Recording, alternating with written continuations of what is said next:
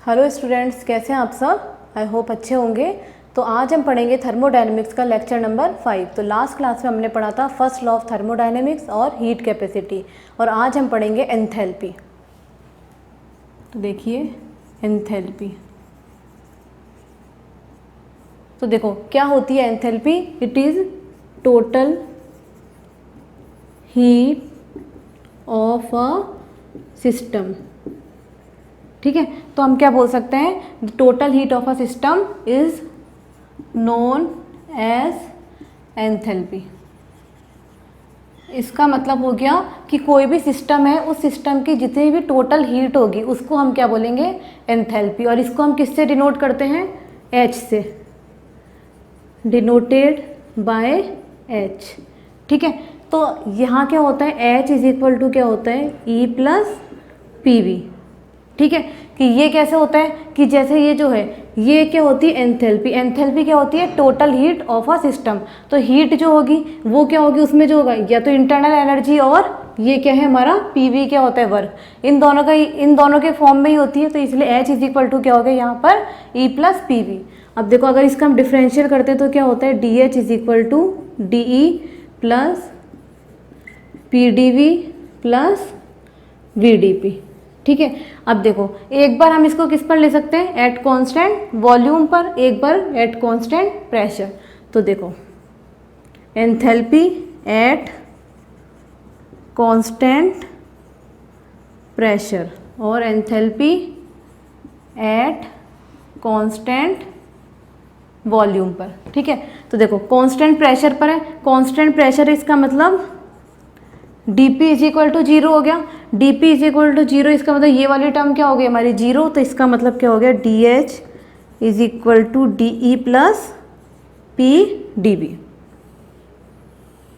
ठीक है, तो एंथैल्पी एट कांस्टेंट प्रेशर पर क्या होती है, DH is equal to DE plus PdV। अब देखो यहाँ जो है एंथैल्पी जो है, H की वैल्यू एंडोथर्मिक के लिए क्या होगा, एंडोथर्मिक के लिए DH की जो वैल्यू आएगी आपकी पॉजिटिव, और अगर एक्सोथर्मिक है तो DH की वैल्यू क्या होती है, नेगेटिव। इसका मतलब क्या हो गया, अगर सिस्टम में हीट आ रही है तो इसका मतलब उसको क्या बोलते हैं हम, एंडोथर्मिक, और वो क्या हो गया, DH इसके लिए पॉजिटिव होती है H की वैल्यू। और अगर क्या होता है सिस्टम से हीट बाहर जा रही है तो उसको हम क्या बोलते हैं, एक्सोथर्मिक, और उसको में वैल्यू जो होगी एंथैल्पी की वो क्या होती है, नेगेटिव। तो अब इसी तरह से हम अगर कांस्टेंट वॉल्यूम पर देखते हैं, कांस्टेंट वॉल्यूम का मतलब dV is equal to zero. dV zero है तो ये वाली टर्म क्या हो जाएगी, जीरो। तो हम क्या बोल सकते हैं, DH is equal to DE plus VdP। ठीक है, तो इसका मतलब एंथैल्पी जो अगर हम देखते हैं एट कांस्टेंट प्रेशर पर तो क्या होगी, DH is equal to DE plus PdV, और एट कांस्टेंट वॉल्यूम पर क्या होती है, DH is equal to DE plus VdP। Okay, इसके बाद हम पढ़ेंगे इसी का एक और फॉर्म देखते हैं।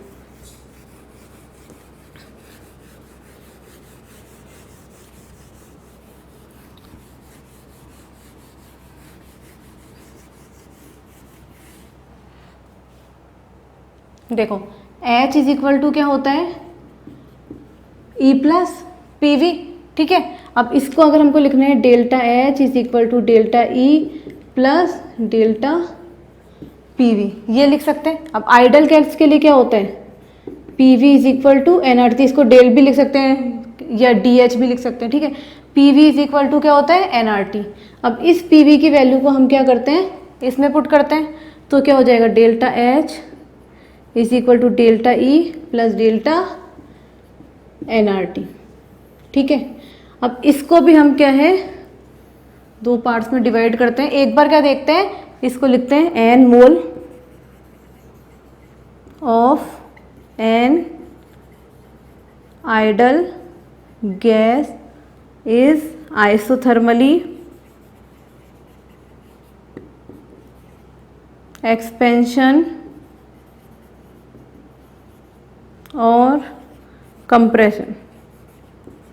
ठीक है, कि अब हम क्या लेते हैं, अगर n मोल है, कोई आइडल गैस है, ठीक है, और वो क्या आइसोथर्मली या तो एक्सपेंड हो रही है या क्या हो रही है, वो कंप्रेस हो रही है, ठीक है। तो इसका मतलब क्या हो गया, अगर आइसोथर्मल प्रोसेस है, इसका मतलब टेम्परेचर हमारा क्या होता है, कांस्टेंट होता है, इसका मतलब dt 0। तो इसका मतलब जो ये वाली टर्म हमारी इसमें आ रहा है टेम्परेचर डेल nRT, ये क्या हो जाएगा, यहाँ आ रहा है n और r तो कांस्टेंट है, टेम्परेचर भी कांस्टेंट है, तो ये डेल जो निकालेंगे तो ये भी वैल्यू क्या हो जाएगी हमारी 0। तो इसका मतलब क्या हो जाएगा, डेल्टा एच, ये वाली टर्म 0 तो इसमें रखेंगे तो delta H is equal to delta E. ठीक है, तो यहाँ क्या बोल सकते हैं, because internal energy is the function of temperature. ठीक है, तो यहाँ क्या हो गया, delta H is equal to delta E होता है। क्यों होगा, क्योंकि जो ये हमने देखा था, जो एनर्जी है, एनर्जी क्या होती है, टेम्परेचर का फंक्शन होता है, हमने देखा था E is proportional to temperature देखा था। तो इसका मतलब क्या हो गया, ये टेम्परेचर भी कांस्टेंट है, इसका मतलब क्या हो गया, डी ई इसके कांस्टेंट ही होते हैं, दोनों प्रोपोर्शनल में होते हैं। तो क्या बोल सकते हैं हम, यहाँ क्या होगा, कांस्टेंट अगर आइसोथर्मली है, एक्सपेंड हो रहा है या कंप्रेस हो रहा है, तो delta H is equal to delta E. अब इसी को हम देखते हैं फॉर अगर chemical change, for chemical change, अगर क्या हो रहा है, आइडल गैस है, आइसोथर्मली एक्सपेंड हो रही है, कंप्रेस हो रही है, तो हमारा फॉर्मूला लगता है ये। ठीक है, और अगर केमिकल चेंज हो रहा है एट कांस्टेंट टेम्परेचर पर, ठीक है, अगर टेम्परेचर हमारा कांस्टेंट है तो उस कंडीशन में देखो क्या होगा, डेल्टा nRT। ठीक है, ये जो डेल्टा nRT है, इसकी वैल्यू क्या हो जाएगी, ये n जो है, अगर हम केमिकल चेंज कर रहे हैं, केमिकल का मतलब कोई भी रिएक्शन हो रही है, उस रिएक्शन में जो चेंजेस हो रहे हैं, तो यहाँ जो होगा इसको हम लिखेंगे, जो n है ये गैस के लिए होगा, ये किसके लिए होता है, गैस के लिए, तो इसको हम बोल सकते हैं डेल्टा NGRT। अब देखो यहाँ क्या होगा,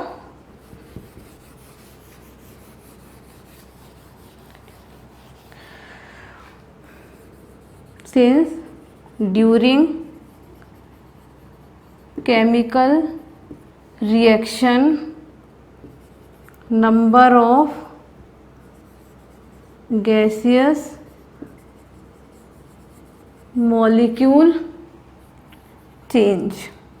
ठीक है, मतलब क्या होता है, हम यहाँ डेल्टा nRT को हम यहाँ अगर कोई केमिकल रिएक्शन हो रही है तो उसमें हम क्या लिखते हैं, इसको डेल्टा NGRT। तो क्यों लिखते हैं, क्योंकि कोई भी रिएक्शन होगी, केमिकल रिएक्शन होगी, तो उसमें क्या होते हैं, गैस के मॉलिक्यूल जो है वो पार्टिसिपेट करते हैं और वो क्या होते हैं, चेंजेस होते रहते हैं, और इसलिए इसको हम क्या बोल सकते हैं, ये वैल्यू अगर हम यहाँ रखेंगे इस इक्वेशन में, तो delta H is equal to delta E plus delta NGRT। ठीक है, और जो ये Ng की वैल्यू होती है, ये वैल्यू होती है नंबर ऑफ, n क्या है, नंबर ऑफ मोल्स है, प्रोडक्ट के मोल्स माइनस रिएक्टेंट के मोल्स, और ये सिर्फ के जो होंगे ओनली गैस के लिए होंगे। ठीक है, प्रोडक्ट में जो गैस के मॉलिक्यूल हैं उनके मोल माइनस रिएक्टेंट में जो गैस के मॉलिक्यूल हैं उनके मोल्स, तो Np माइनस Nr होता है। हमें सॉलिड में हो लिक्विड में उससे कोई मतलब नहीं, हमें गैस के मॉलिक्यूल होने चाहिए, और करना प्रोडक्ट माइनस रिएक्टेंट है, रिएक्टेंट माइनस प्रोडक्ट नहीं करना, प्रोडक्ट माइनस रिएक्टेंट करना है। जैसे एक एग्जाम्पल लेते हैं हम,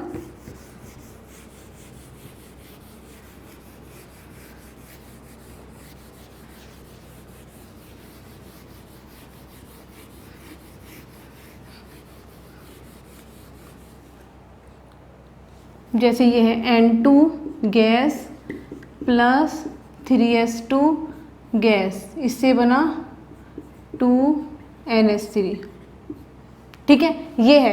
अब इसके लिए अगर हमको एंथैल्पी देखनी है, तो एंथैल्पी देखनी है, ये केमिकल रिएक्शन है, तो यहाँ पर कौन सा फॉर्मूला लगेगा, केमिकल रिएक्शन जो में जो चेंज होता है एट कॉन्स्टेंट टेम्परेचर वाला, इसका मतलब क्या लगेगा, delta H is equal to delta E plus delta NGRT, ये वाला फॉर्मूला रखेगा। अब देखो, अगर हम इसमें n की वैल्यू निकालेंगे, n की वैल्यू क्या होती है, प्रोडक्ट माइनस रिएक्टेंट, तो Ng is equal to n product minus reactant.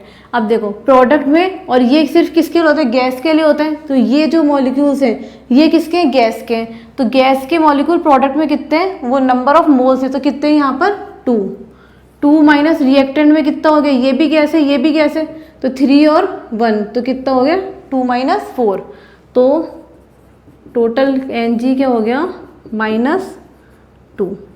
ठीक है, तो ये वैल्यू इसमें पुट कर देंगे तो delta H is equal to क्या हो जाएगा, डेल्टा ई -2 आर टी। तो इस तरह से हम इसको कैलकुलेट करते हैं। अब हम देखो एक एग्जांपल लेते हैं। तो ये देखो एक एग्जांपल है, इसमें क्या है, फॉर अ रिएक्शन PCl5। देखो एक रिएक्शन गिवन है, क्या है, PCl5 गैस है, इससे क्या बन रहा है, PCl3 गैस, Cl2 ये गैस के मॉलिक्यूल प्लस 2000 किलो जूल। ठीक है, अब देखो यहाँ पर क्या हो रहा है कि जो हमारी एनर्जी है वो क्या हो रही है, रिलीज हो रही है। ये प्लस 2000 किलो जूल का मतलब क्या हो गया, एनर्जी बाहर निकल रही है, एनर्जी रिलीज हो रही है। एनर्जी रिलीज हो रही है इसका मतलब क्या हो गया, सिस्टम से क्या होगी, हीट बाहर जा रही है। इसका मतलब इसको हम बोलते हैं एक्सोथर्मिक, एक्सोथर्मिक प्रोसेस हो गया। ठीक है, एक्सोथर्मिक प्रोसेस हो गया, इसका मतलब डेल्टा एच की वैल्यू क्या आएगी हमारी, नेगेटिव आएगी। और ये जो बाहर निकल रही है ये वैल्यू क्या होती है, डेल्टा एच ही होती है। तो अब हम फॉर्मूला लगाते हैं, आगे क्या दे रखा है, calculate heat of reaction at constant pressure and at constant volume. तो delta H is equal to क्या होता है, डेल्टा ई प्लस गैस के लिए तो फॉर्मूला लगेगा delta N G R T. ठीक है, अब इसमें डेल्टा एच की वैल्यू क्या होगी, वैल्यू किस में आएगी, एक्सोथर्मिक तो नेगेटिव में, तो delta H is equal to -2000 kilo joule. ठीक है, तो इसमें हमको डेल्टा क्या निकालना है, हीट ऑफ रिएक्शन, तो इसका मतलब डेल्टा ई निकालना है, तो delta H minus delta N G R T, ये हो गया। डेल्टा एच की वैल्यू हमें पता है, हमें ये एन जी की वैल्यू निकालनी है, ये क्या होती है, प्रोडक्ट माइनस रिएक्टेंट। ठीक है, प्रोडक्ट में कितने मोल्स हैं, देखो यहाँ क्या हो गया 1 और इसका 1, तो ये क्या हो गया 2 माइनस इधर क्या है 1, तो इसका मतलब हो गया ये 1। तो ये वैल्यू यहाँ पुट करेंगे तो delta E is equal to delta H क्या हो गया -2000 माइनस ये वैल्यू 1 है ही, आर टी की वैल्यू निकालनी है। ठीक है, तो इसको हम आर टी ये लिख सकते हैं। ये अब आर की वैल्यू अगर हमको ये क्या है जूल में निकालना है, तो जूल में निकालना है तो इसको वैल्यू को हम क्या लिख सकते हैं 8.314। तो delta E is equal to -2000। अब ये वैल्यू किस में थी, किलो जूल में, किलो जूल में थी, तो ये आर की वैल्यू हम क्या करते हैं जूल में निकाल रहे हैं। अब ये किलो जूल में वैल्यू है तो इसको हम क्या करेंगे, जूल में कन्वर्ट करेंगे। जूल में कन्वर्ट करेंगे तो इसको क्या करेंगे हम 1000 से मल्टीप्लाई कर देंगे, या 10⁻3, ये हो गया जूल, माइनस आर की वैल्यू रखेंगे 8.314। टेम्परेचर कितना था 300 केल्विन। ठीक है, तो यहाँ हम क्या करेंगे, इसको कैलकुलेट करेंगे तो डेल्टा ई की जो वैल्यू आएगी वो आएगी -202.49 किलो जूल। ठीक है, तो इस तरह से हम एंथैल्पी के भी न्यूमेरिकल को सॉल्व कर सकते हैं। अब इसके बाद में नेक्स्ट टॉपिक हम देखते हैं जूल्स लॉ।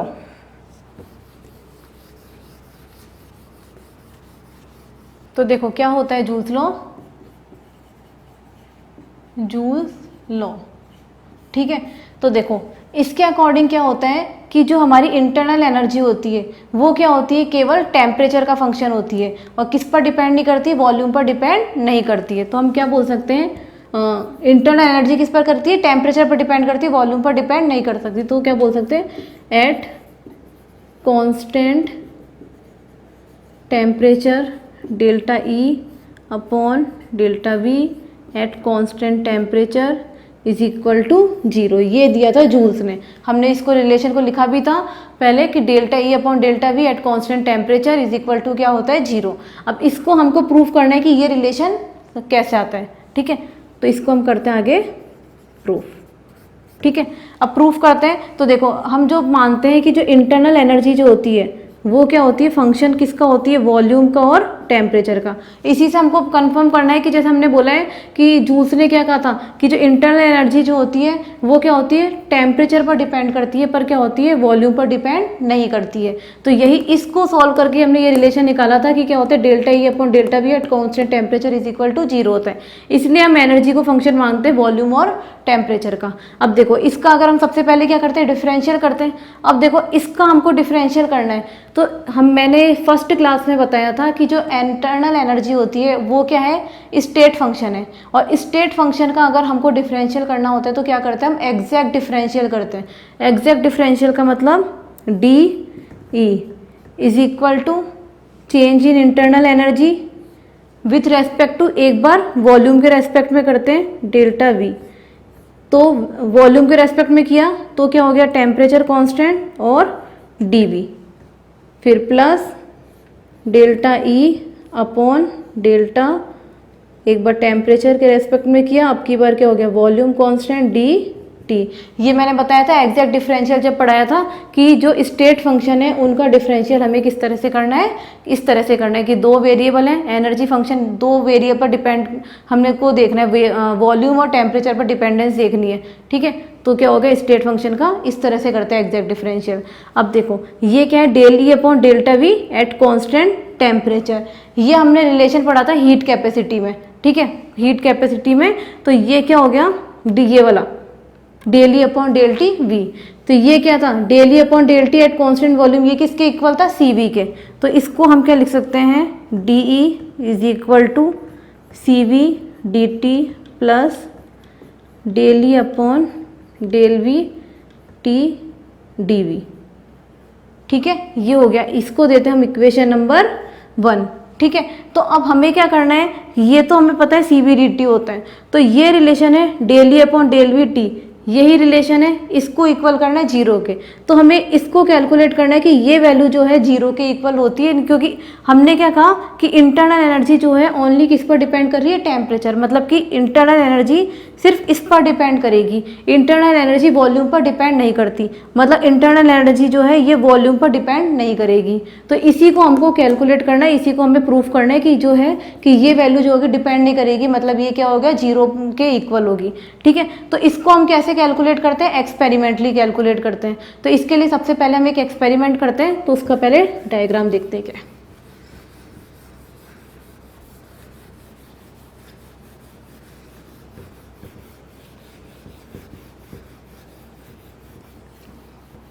तो देखो इसका डायग्राम बनाते हैं।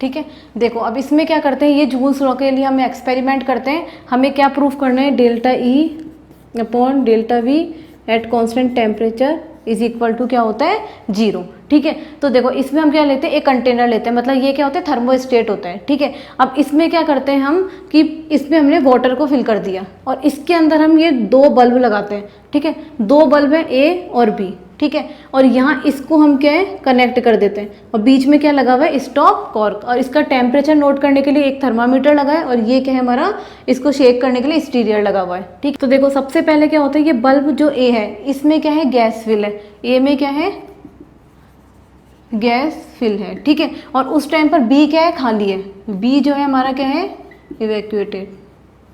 ठीक है, ए में गैस फिल है, बी क्या है, खाली है हमारा। ठीक है, अब इसके बाद में हम क्या करते हैं, उस टाइम पर जब ये इसमें गैस है और ये खाली है, उस टाइम पर हम इस थर्मोस्टेट का टेम्परेचर नोट करते हैं। तो टेम्परेचर जो है वो क्या आएगा हमारा T। अब इसके बाद में हम क्या करते हैं, जो स्टॉप कॉर्क लगा है ये क्या होता है, इसको हमने ये कि जिससे ये इसके गैस इसमें नहीं आई इसीलिए लगाते हैं स्टॉप कॉर्क को।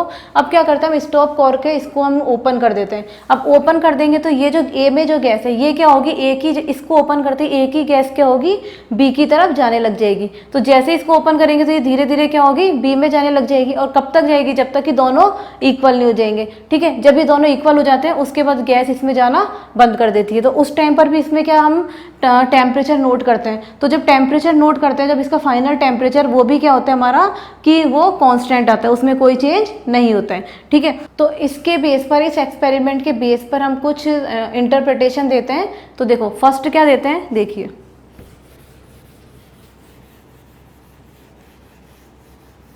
देखो यहाँ क्या करते हैं, फर्स्ट पॉइंट अगर देखते हैं तो ये ए गैस, ए बल्ब है, यहाँ से क्या हो गया, इसको ओपन करते ही सीधा गैस इसमें चले गई। तो यहाँ हमको क्या है कि प्रेशर नहीं लगाना पड़ा, ये डायरेक्ट ही जा रही है। तो हम क्या बोल सकते हैं, gas is expanded against zero pressure, gas is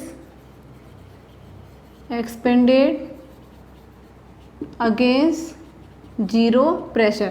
तो गैस क्या हो रही है, यहाँ से यहाँ गई मतलब एक्सपेंड हो रही है, और क्या है अगेंस्ट जीरो प्रेशर, मतलब प्रेशर जीरो है। इसका मतलब क्या हो रहा है, वर्क भी नहीं हो रहा। इसका मतलब क्या हो गया, वर्क भी नहीं हो रहा, no work is done by the system. तो इसका मतलब W इज इक्वल टू क्या हो गया हमारा, जीरो। तो ये हो गया हमारा फर्स्ट पॉइंट। इसके बाद सेकंड पॉइंट हम देखते हैं क्या होता है। ए बल्ब में गैस थी, उस टाइम पर क्या टेम्परेचर नोट किया था, तब भी वही था। उसके बाद यहाँ से जब यहाँ गई उसमें भी हमने देखा था, तब भी क्या था, टेम्परेचर सेम था। तो यहाँ क्या हो रहा है, हमारा टेम्परेचर चेंज नहीं हो रहा। तो सेकंड पॉइंट हम क्या बोल सकते हैं,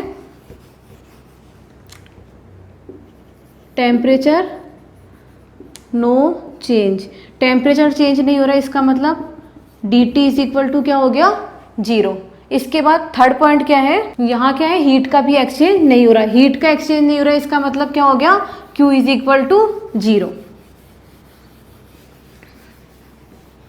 थर्ड पॉइंट हो गया हमारा हीट नो चेंज, इसका मतलब Q इज इक्वल टू भी क्या हो गया, जीरो। अब देखो W भी जीरो हो गया, dt भी जीरो हो गया, Q भी जीरो हो गया। तो इसका मतलब टेम्परेचर जीरो है, इसका मतलब टेम्परेचर कांस्टेंट है, इसका मतलब क्या हो गया, इंटरनल एनर्जी भी कांस्टेंट हो गई, क्योंकि dt is equal to zero है। तो इसका मतलब ऑटोमेटिक हमारा क्या हो गया, DE भी जीरो के इक्वल हो गया। अब इन चारों से हम आगे क्या देखते हैं कि अगर हम फर्स्ट लॉ में देखते हैं, फर्स्ट लॉ ऑफ थर्मोडाइनमिक्स, इसके अकॉर्डिंग क्या होता है, DE is equal to Q plus W. अब W हमारा जीरो है, Q is equal to zero है, तो इसका मतलब DE इज इक्वल टू भी क्या हो गया, जीरो। तो ये भी क्या हो गया, ऑटोमेटिक जीरो हो गया।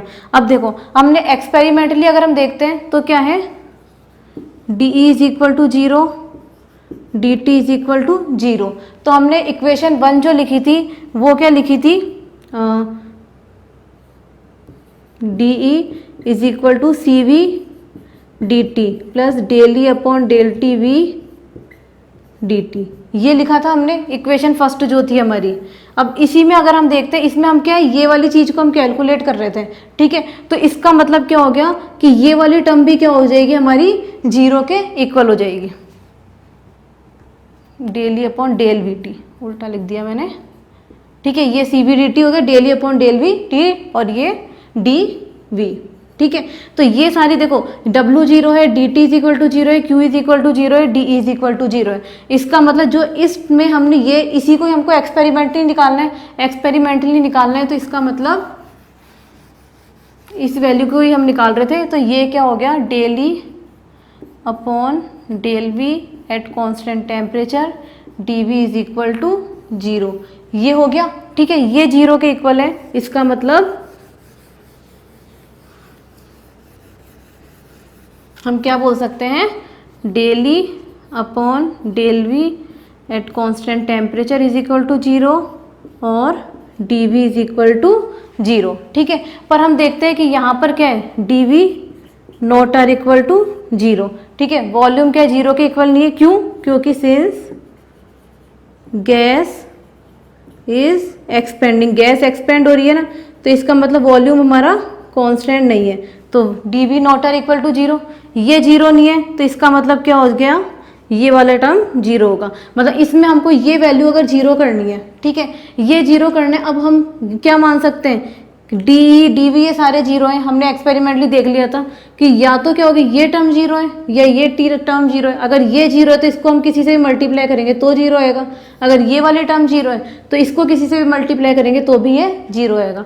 अब अगर हम ये देखते हैं कि D V is equal to zero, तो ये यहाँ पर इस एक्सपेरिमेंट से हमने देखा था, तो डी वी क्या होगा, जीरो नहीं होगा। क्यों नहीं होगा, गैस क्या हो रही है, एक्सपेंड हो रही है, गैस एक्सपेंड हो रही है, तो इसका मतलब वॉल्यूम भी चेंज हो रहा है, तो इसका मतलब ये वाली वैल्यू क्या होगी, हमारी जीरो होगी। तो del E upon delta V at constant temperature is equal to zero.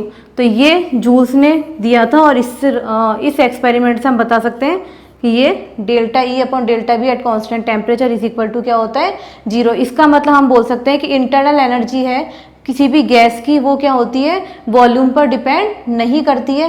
किस पर डिपेंड करती है, ओनली एंड ओनली टेम्परेचर पर। तो इसका मतलब हम बोल सकते हैं एनर्जी जो है फंक्शन किसका है, वॉल्यूम और टेम्परेचर का। तो और ये किस पर डिपेंड करती है, टेम्परेचर पर डिपेंड करती है, वॉल्यूम पर डिपेंड नहीं करती है। तो इसी को हम बोलते हैं जूल लॉ। जूल कोएफिशिएंट को पढ़ेंगे हम नेक्स्ट क्लास में। Thank you.